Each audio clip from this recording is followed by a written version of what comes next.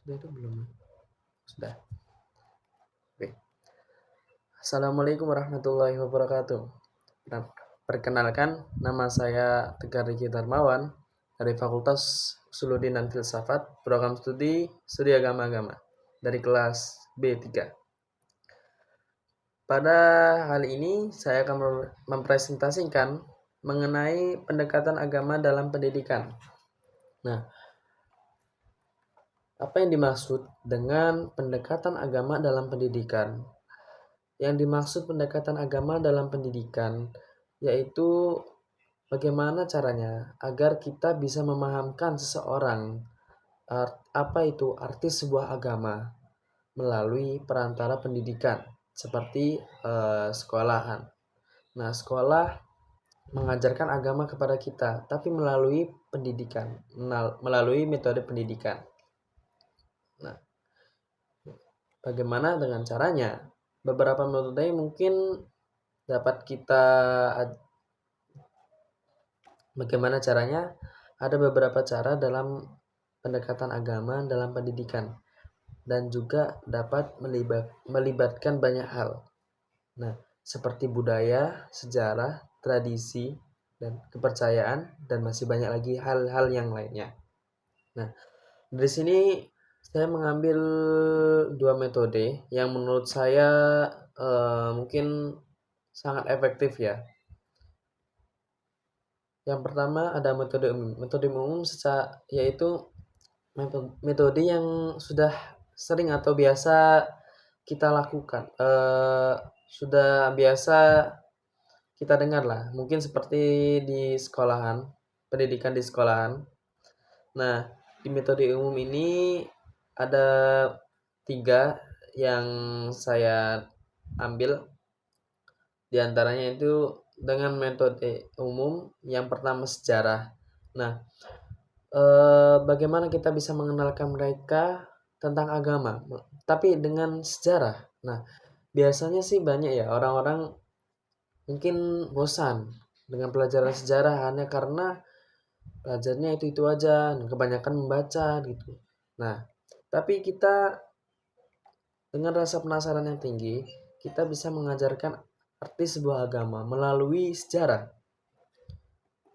Dan mungkin dari mereka yang memang sangat penasaran bagaimana sih agama itu kok ada. Nah, dari sejarah ini yang bisa menjelaskan bahwa bagaimana agama itu terlahir. Nah, kayak Kristen asal usulnya bagaimana, Islam bagaimana asal usulnya, bagaimana kok bisa ada ini itu.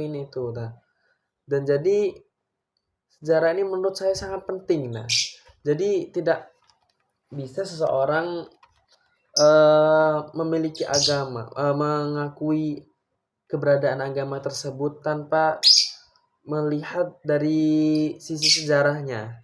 Nah, dan kadang sih yang mirisnya jarang ya sekarang peminatnya orang yang ingin belajar sejarah karena menurut mereka itu pelajaran sejarah sangat membosankan. Nah, bahkan pelajaran sejarah itu sangat penting. Nah, bagaimana bisa penting sih? Karena kita bisa tahu asal usul dari bermulanya agama tuh gimana gitu loh. Nah, tapi sayangnya mereka meremehkan dan menganggap bosan. Nah, ini nggak apa-apa lah. Ada metode yang umum, yang kedua yaitu budaya. Yang metode budaya ini kita bisa mengajak mereka melihat seperti apa budaya agama itu secara langsung. Nah, kita bisa mempelajari bagaimana budaya dalam agama. Dalam setiap agama pasti ada budaya, tidak mungkin tidak ada budaya dan tradisi. Nah, karena budaya sendiri itu menguatkan,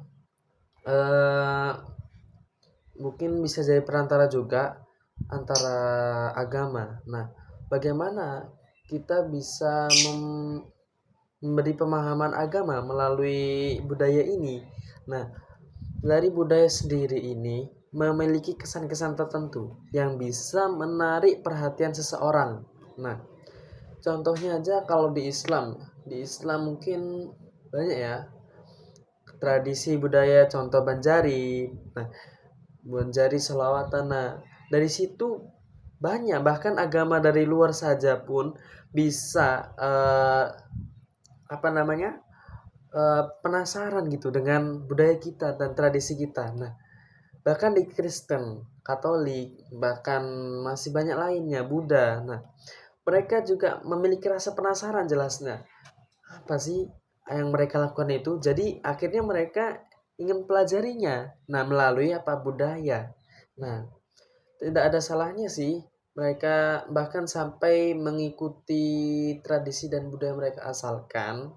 Nah, apa tidak boleh sampai apa ya mungkin keluar agama bahkan bisa dari budaya ini mungkin yang dapat digarisbawahi jangan sampai rasa ketertarikan kita terhadap budaya orang lain itu sangat tinggi sampai seolah-olah kita ingin meniru mereka. Nah, kalau di dalam agama mungkin tidak bisa ya sembarangan budaya dan tradisi ditoleransi, bahkan sampai kita ikut merayakannya. Mungkin misalkan perayaan hari Natal lah, bertepatan Desember hari ini kan nggak lama lagi pasti ada hari Natal dan Tahun Baru. Nah, itu kan budaya dan tradisinya yang biasa dilakukan orang Kristen. Nah, kita sebagai umat Muslim dan non agama Kristen tidak boleh mengikut bukan tidak boleh ya, tidak boleh ikut campur atas tradisi dan budaya mereka.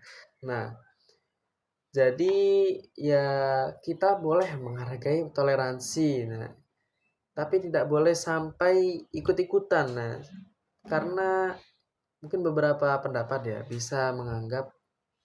eh bisa sampai menganggap keluar agama dan lain-lainnya ya. Mungkin itu pendapat saya. Nah, oke kita lanjut yang metode umum yang ketiga yaitu adalah membaca. Bagaimana sih membaca itu bisa menarik perhatian? Nah, tergantung buku yang mereka baca itu seperti apa. Biasanya buku yang apa namanya mereka yang dipelajari untuk mendapatkan informasi itu sangat membosankan ya. Mungkin dari sudut pandang saya sih, mungkin dari entah itu covernya, isinya, atau pembahasannya yang biasa-biasa aja atau biasa apa kak?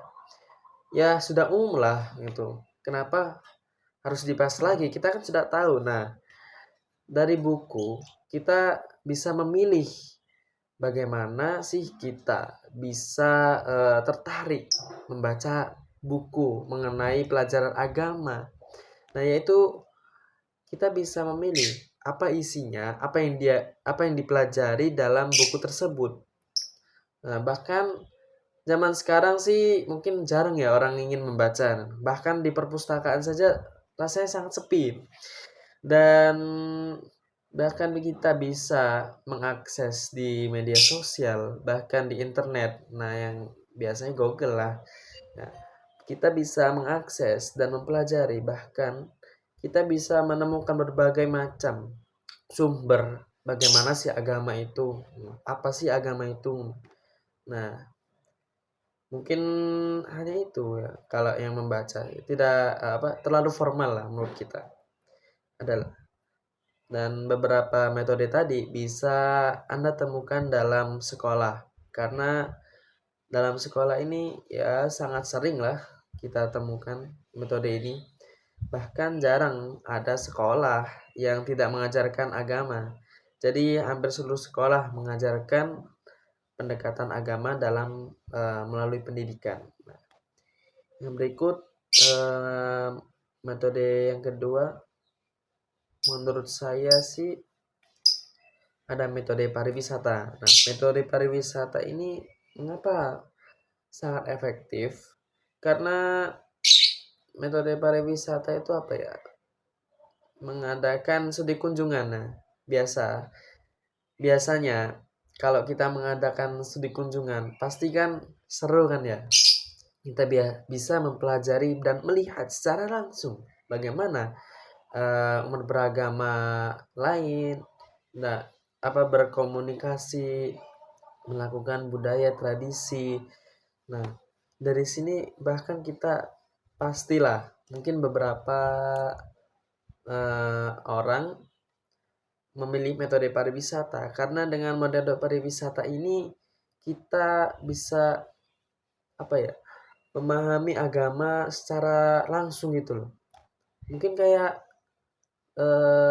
di beberapa sekolah ada yang mengadakan studi, misalkan ke makam Sunan, mereka bisa tahu, oh apa sih ini.